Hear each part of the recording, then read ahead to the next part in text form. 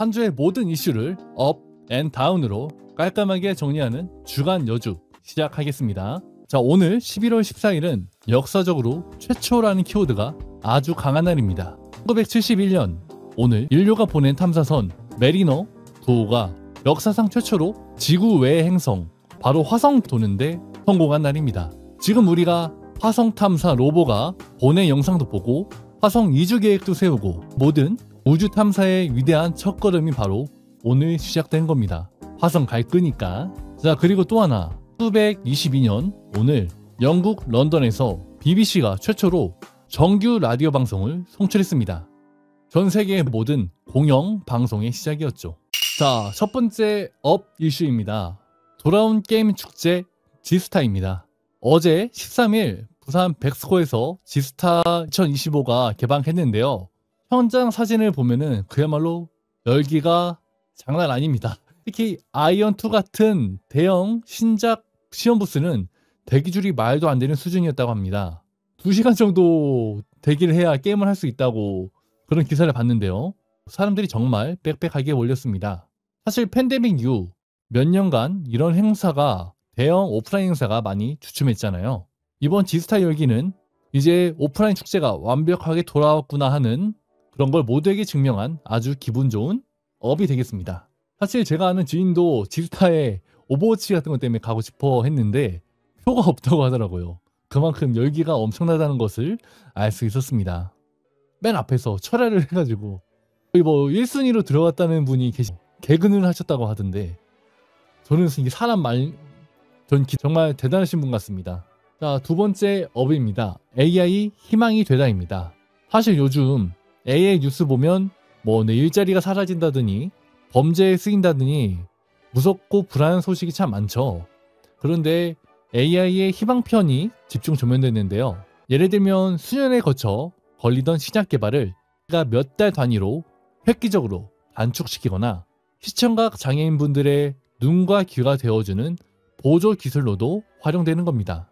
기술이 그저 기술로 끝나는 게 아니라 이렇게 사회적 약자를 돕고 사회 문제를 해결하는 데 쓰인다는 거, 이게 진짜 기술의 순기능 아닐까요? 사실 이 AI가 뭐 이제 인류를 대체한다느니 뭐나 그런 말이 많았지만 사실은 아직 멀긴 하거든요. 물론 기술은 급격하게 발전하고 있지만 육체적 노동 같은 걸 하는 1차적 노동자들이 먼저 대체될 줄 알았지만 요즘에는 오히려 그림이나 음악, 영상 같은 분야들이 치고 들어오고 있기 때문에 기술의 발전은 정말 무궁무진한 것 같습니다. 예측하기가 힘들다고 해야 되나요? 요즘에는 워낙 또 빠르죠. 다음에는 사포로 밈이라는 건데요. 혹시 여러분 들어보셨나요? 저는 SNS 자체는 그렇게 크게 하지 않아서 잘 몰랐는데 이런 것이 있었다고 하네요. AI 사포로 밈이라는 건데 인스타나 틱톡을 보다가 내 친구가 사포로로 여행 갔네 하고 사람을 놀라게 하는 사진들이 있었다고 합니다.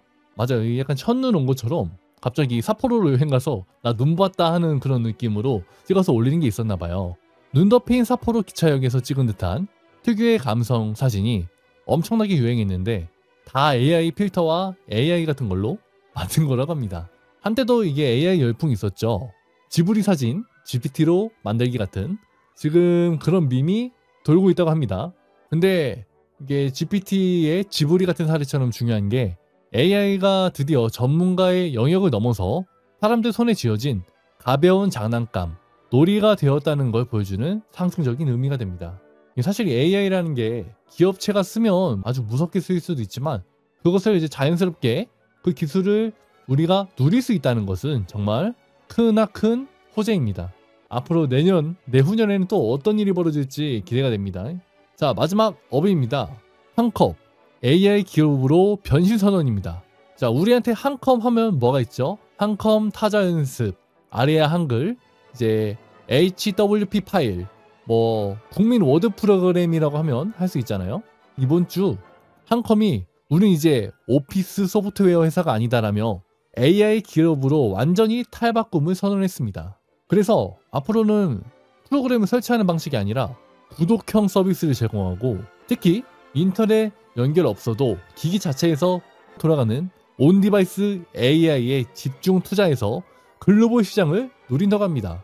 자, 그렇다면 이제 엑셀이 기본이 아니라 이 한글 HWP 파일이 기본이 될 수도 있는 걸까요? 어쨌든 한글과 컴퓨터의 대변신, 응원하는 마음으로, 기쁜 마음으로 업에다 넣었습니다. 자, 이제는 분위기를 조금 바꿔서 첫 번째 다운입니다. 삼성 갤럭시를 타깃으로 한 스파이웨어입니다. 이건 정말 심각한데요. 특히 삼성폰 쓰시는 분들 집중하셔야 합니다. 11월 10일에 보도된 내용 중 하나인데요. 삼성 갤럭시 기기만의 특정 취약점, 이른바 제로데이를 정조준한 신종 스파이웨어가 발견되었다고 합니다. 이 스파이웨어가 뭐냐면 말 그대로 스파이처럼 내 폰에 몰래 숨어들어서 제 통화 기록, 문자, 사진, 금융 정보까지 싹 다 훔쳐보는 최악의 악성 코드입니다. 더 무서운 건 왓츠앱 같은 메신저로 그냥 악성 이미지 파일 하나만 보내도 감염될 수 있다는 겁니다. 사용자가 뭘 누르거나 클릭하지 않아도 감염될 수 있다는 게 정말 무서운 점인데요. 국내 사용자가 가장 많은 이 갤럭시, 삼성폰을 노렸다는 점에서 정말 강력한 우리를 다운시킬 그런 소식이 되겠습니다. 자, 이번은 이제 직장인 사회인분들 또는 커피 좋아하시는 분들이 상당히 좋지 않은 소식인데요. 커피 한 잔에 만원, 커피플레이션입니다. 이건 우리 지갑이랑 직결되는 문제인데요. 커피플레이션, 즉 커피와 인플레이션의 합성어죠. 이번 주 주요 커피 원두인 아라비카의 국제 가격이 20% 이상 폭등했다는 소식이 전해졌습니다. 원인은 기상이변과 물류난이고요. 이러다 정말 아이스 아메리카노 한 잔이 만원이 되는 거 아니냐, 밥보다 커피가 비싸다라는 말이 현실이 되고 있습니다.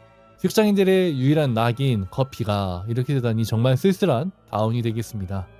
2027년 타임밤 악성 코드라는 건데요. 상당히 소름 돋는 소식입니다. 당장 터지는 게 아니라 2년 뒤를 노린 시한폭탄인데요. 말 그대로 타임밤입니다. 바이러스가 감염 즉시 활동하는 게 아니라 특정 날짜, 이번의 경우는 2027년까지 좀비처럼 숨어 있다가 한 번에 터지는 방식이라고 합니다. 개발자들이 프로그램을 만들 때 쓰는 뉴겟이라는 재료의 창고 같은 곳에서 2027년에 터지는 타임밤이 설정된 악성 코드가 수백 개 발견되었다고 합니다. 지금 당장 피해가 없다고 해서 안심할 게 아니죠. 2년 뒤에 터질 폭탄을 지금 심어두고 있다. 이건 뭐 공포영화 같은 아주 무서운 소식이었습니다. 네, 주간 여주는 여기까지입니다. 이번 주도 여러분을 다운시키고 업시켰던 이슈들이 있다면 댓글이나 저에게 알려주시면 감사하겠습니다.